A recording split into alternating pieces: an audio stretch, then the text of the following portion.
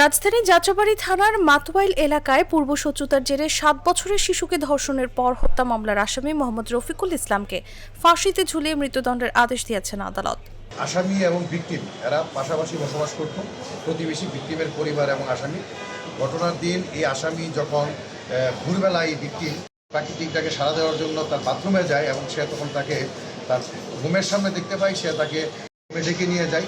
সে স্বভাবসুলভভাবে, যেহেতু তার প্রতিবেশী, সে তখন তাকে ডাক দিলে সে ঘটনাটা রেখে সে তার রুমে প্রবেশ করার সাথে সাথে এই আসামি এই ভিকটিমকে মুখে চেপে ধরে তার মুখের ভিতরে কাপড় ঢুকিয়ে দিয়ে তার একটা ওড়না দিয়ে তার মুখটাকে পেঁচিয়ে সে যাতে কোনো সাউন্ড করতে না পারে এই জন্য সে তাকে গলা ভেঙে তাকে আগে মৃত্যু নিশ্চিত করে এবং এরপরে সে এই ভিকটিমকে আনন্যাচারাল ওয়েতে তাকে পাশবিকভাবে দর্শন করে।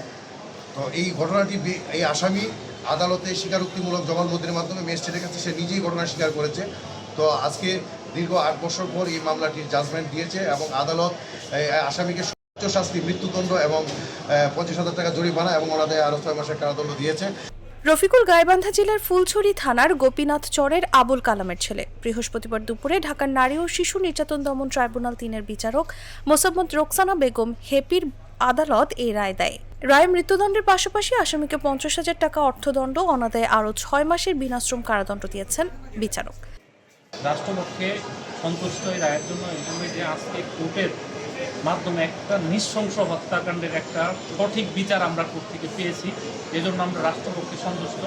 এই মামলাটা দায়ের হওয়ার পরে 17 সালে মামলাটা হওয়ার পরে এই মামলাটা 14/5/2019 সালে চার্জ হয়। চার্জ হওয়ার পরবর্তীতে বাদী, প্রতিবেশী, আয়ু, ডাক্তার সহ আমরা রাষ্ট্রপক্ষে 12 জন সাক্ষী উপস্থাপন করি এবং প্রত্যেকটা সাক্ষী প্রত্যেকেই প্রতিবেশী, আসামিরও প্রতিবেশী, বাদীরও প্রতিবেশী, যারা প্রত্যক্ষ ঘটনার লাশ যখন বাসার থেকে যখন লাশটা বের করে তখন যারা উপস্থিত ছিল প্রতিবেশী, তারা এখানে সাক্ষ্য প্রমাণ করতে সক্ষম হয়।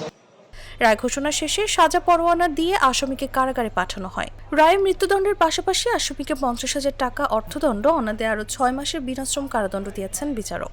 রায় ঘোষণা শেষে সাজা পরোয়ানা দিয়ে আসামিকে কারাগারে পাঠানো হয়। রায়ের পর্যবেক্ষণে বিচারক বলেন, আসামি যেভাবে ছোট্ট একটি নিরপরাধ শিশুকে নৃশংস ও পৈশাচিকভাবে ধর্ষণ ও হত্যা করেছে, তার এই পৃথিবীতে বেঁচে থাকার এবং পৃথিবীর আলো বাতাস গ্রহণের কোনো অধিকার নেই, কারণ তার কাছে কোনো নারী ও শিশু নিরাপদ নয়।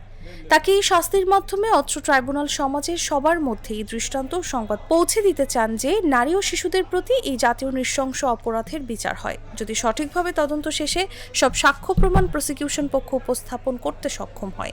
2019 সালের 15 মে মামলাটির চার্জ গঠনের মাধ্যমে আনুষ্ঠানিক বিচার শুরু করেন আদালত। মামলার বিচার চলাকালে চার্জশিটভুক্ত 16 সাক্ষীর মধ্যে 12 জন আদালতে সাক্ষ্য দেন। তার কাছে অনেকেই বিভিন্ন ধরনের বাকি থাকতে পারে, কিন্তু এটা বাদী কখনো এটা পূর্ব করে আসামি তার নিজের ভিতরে জিনিসটা নিয়ে যে তাদের একটা, যেহেতু একই সাথে প্রতিবেশী, তাদের মধ্যে টুকটাক কথা কাটাকাটি হতে পারে, এই বিষয়টা আসামি তার মনের ভিতরে পোষণ করছে, কিন্তু বাদী এই বিষয়টা সম্পর্কে অবগত ছিল না। একনল হ্যান্ড ওয়াশ 100% প্যারাবেন ফ্রি, তাই নিরাপদ হাতের জন্য আস্থা রাখুন একনলে।